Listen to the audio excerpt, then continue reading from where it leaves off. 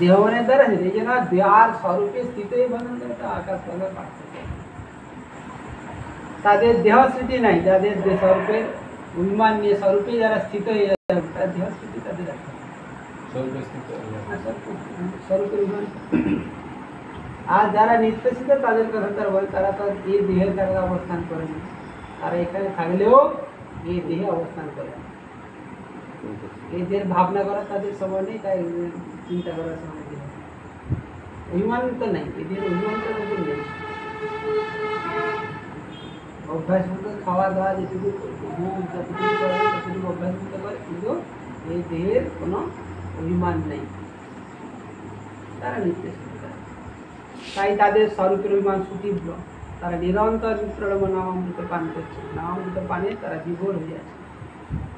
নামরস সুধা পানা দেহ দৈহিক বিস্মৃতি তেষাং ভৌতিক দেহপি সচ্চিদানন্দ।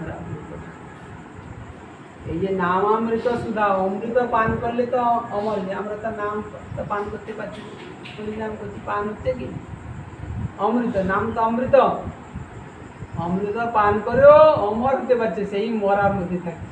মরার কার্য করছে মানে মরার মধ্যে,